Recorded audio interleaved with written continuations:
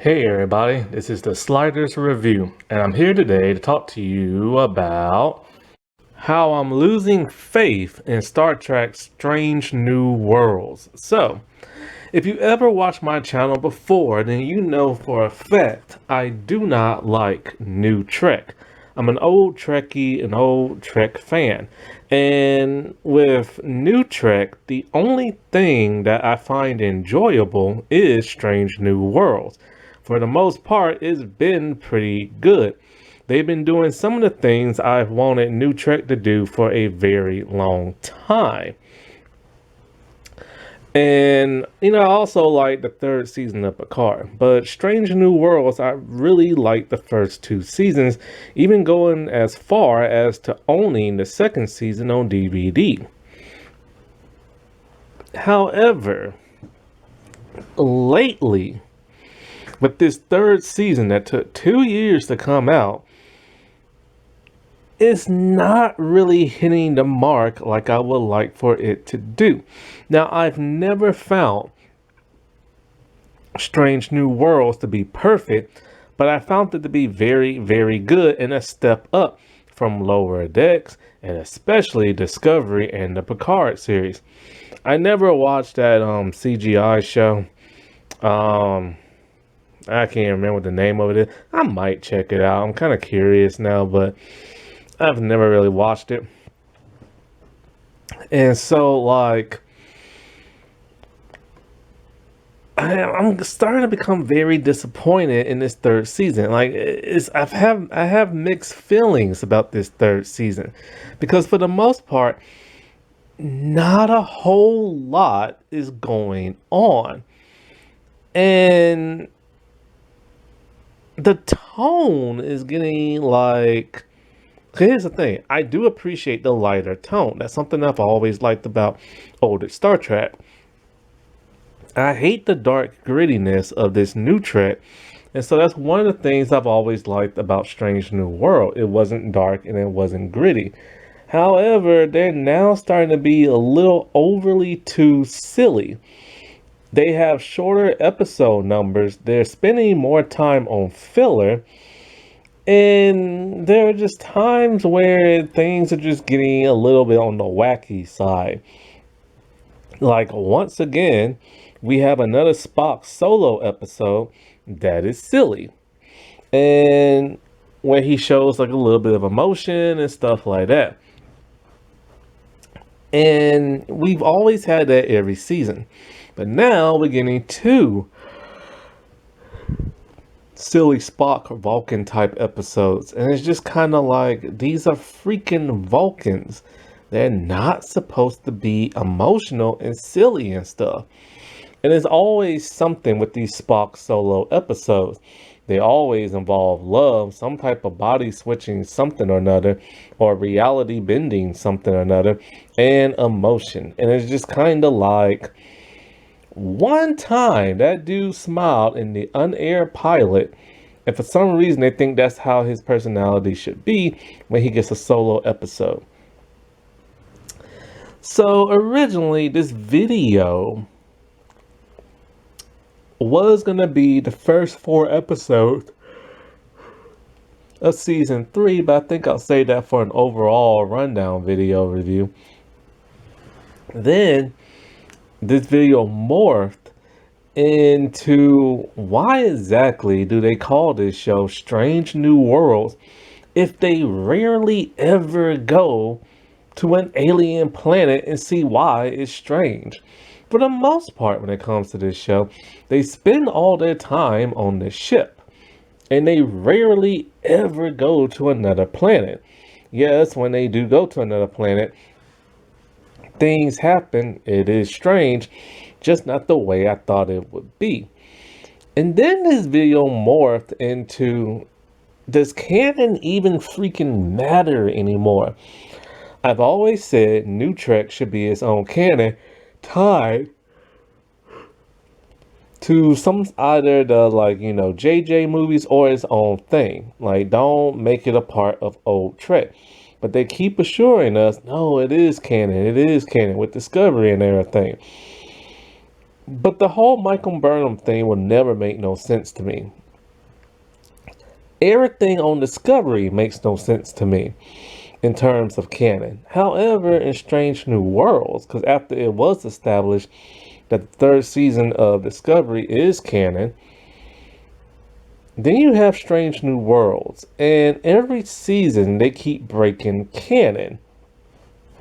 They changed the time of Khan and the whole New Eugenics War thing, and that's a major continuity issue now. I don't get how, like, so many people now from TOS know who Pike is when I thought for sure, it's been a million years since I watched this episode of TOS. I thought for sure nobody knew really who Pike was except for Spock, because that was like his mentor and former captain. Maybe some of the people on the Enterprise met him at one point in time, like Kirk, maybe from TOS. I can't remember. But then it doesn't explain why Spock was willing to break orders, risk a court martial, just to send Pike back to that alien planet that, they can make, like, bend reality and stuff.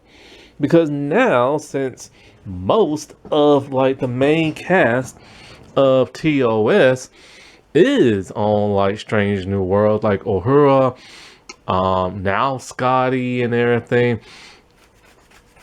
I'm trying to think. There's somebody else. Oh, Chapel and stuff like that. Obanga. Why was it only Spock who was willing to risk all that just to make that man happy? Shouldn't, like, Uhura or something like that? I can't say her name. That's so hard to say. Shouldn't she have some, like, special connection to him since they served and everything? So that broke continuity. And now with this whole Scotty thing being in the show, why in the world is he in the show when it's supposed to take place 10 or 15 years before the time of TOS? And not only that, but now I started thinking about relics from Next Generation. And in relics, a much older Scotty who's been in some, what is it called? Suspended animation through the teleporter or transporter. He went to the holodeck for the first time in Next Generation, and he was like amazed by it all and everything, because they didn't have that on TOS. Now we see Scotty knows everything about the holodeck and everything, the design of the holodeck, how it doesn't really work with, like, the ship systems and overload things and this and that. Yeah, he didn't know that many, many, many decades later. It's like, it was literally the first time he ever seen it. So this majorly breaks continuity.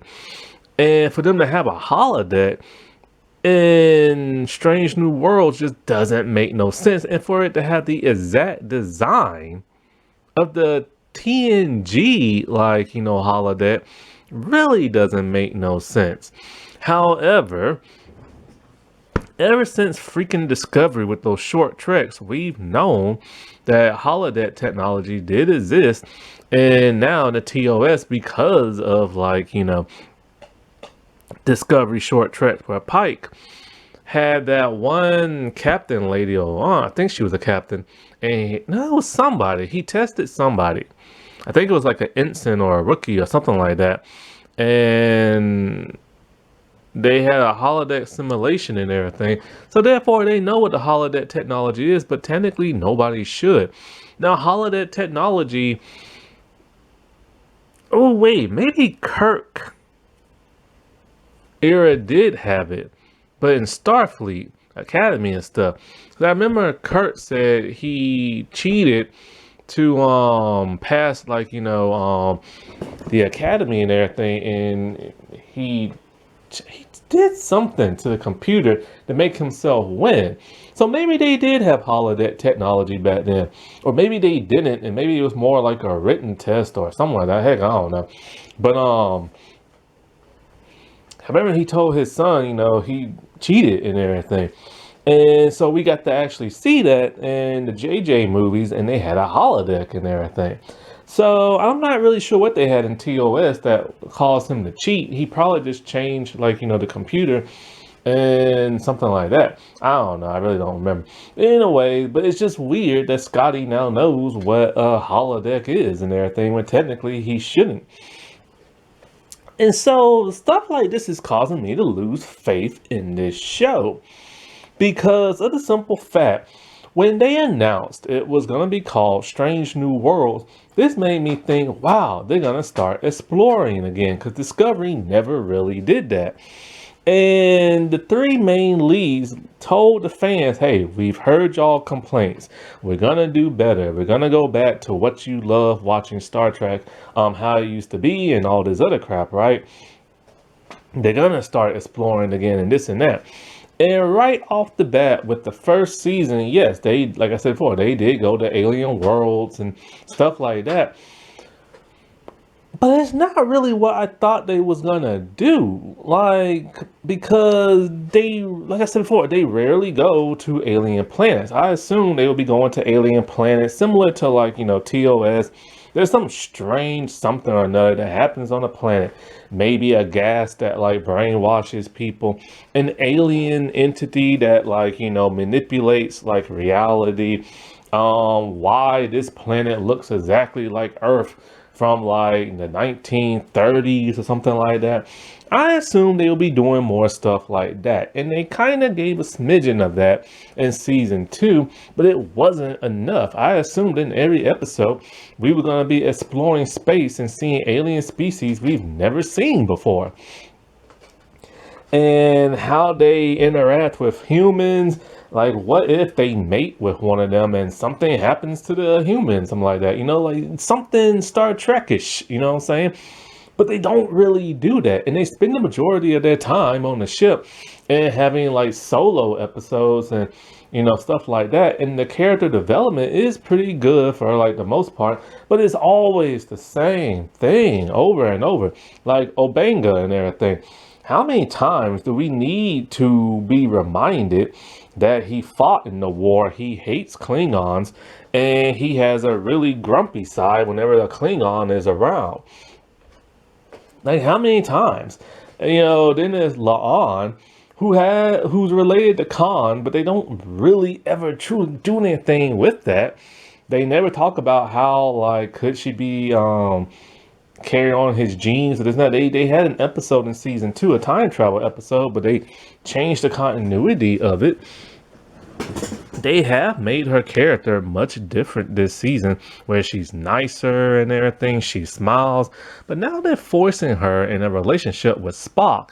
And after 2 seasons of him and Chapel, which was weird, now they're gonna put him with La'an. And it's like, why? And speaking of her, they need to explain what the heck happened to her, number one, and Ortegas when TOS comes around. Did they die? Did they get transferred? Did they quit? Like, what's going on with them, Because we don't have that many episodes and seasons left because the show is going to end after season 5. And it has a much shorter episode number and everything.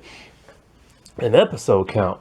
And also, I am happy that they're finally doing something with Ortegas because they never do nothing with her other than my name is Ortegas and I fly the ship. Who cares? I still can't believe that trended last year and 2 years ago. But they're finally doing something with her. But then you get this huge filler episode, the holodeck, that just washes away what they're trying to, like, accomplish this season. And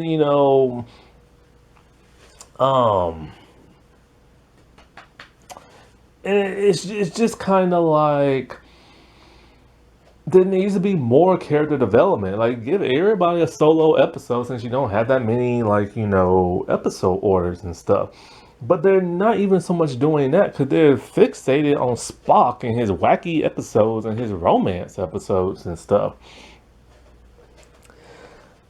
And when it comes to this season, I was just disappointed with the Gorn and everything.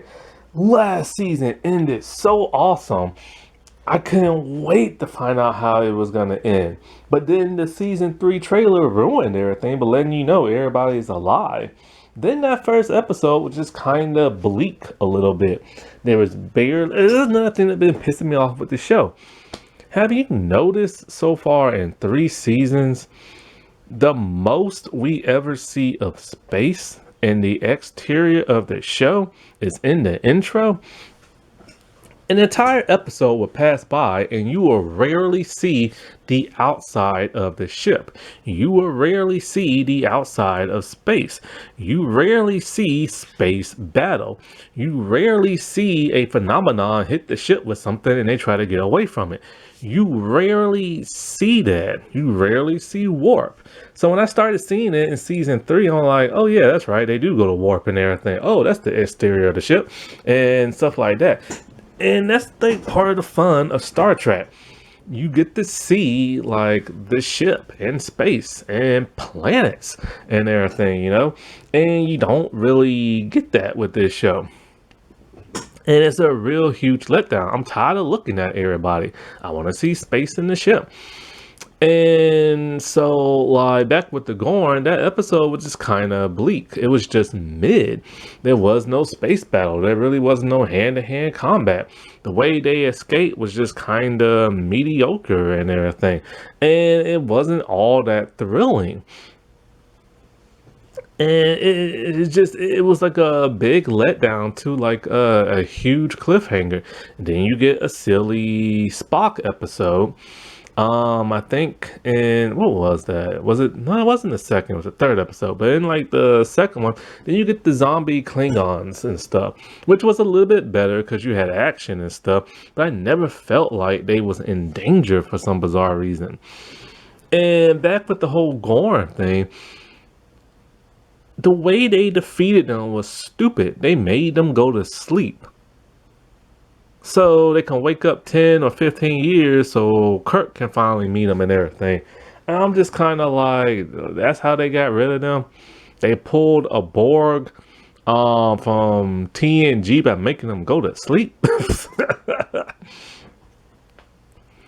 And so then after that, it's either the zombie episode or it's the wedding episode. Oh, it's the wedding episode. So it is the second episode. So you go from that to a silly Spock episode. Then in the third one, you go to like the zombie Klingon one. And then you go to this holodeck episode, which was I had such mixed feelings about that. It felt like they was paying both homage and just making fun of TOS at the same time. There's the whole force thing of La'an and Spock that don't make no kind of sense whatsoever. What little character development we've been getting this season just went completely away with like the second, not so much the second, but at least this fourth episode. And then they pulled another TNG out their butts by having the holodeck try to come up with an opponent that can defeat La'an, similar to my elementary Dear Data, where Geordi programmed the ship's computer holodeck to create a villain that could like defeat Data and everything that, Data couldn't defeat or whatever. And I'm just kind of like, I get it. Older Star Trek shows have pulled from other like series, but they recreated them in a way that don't feel similar. Here it feels similar, and not only that, but we should get past duplicating what was in the past, and trying to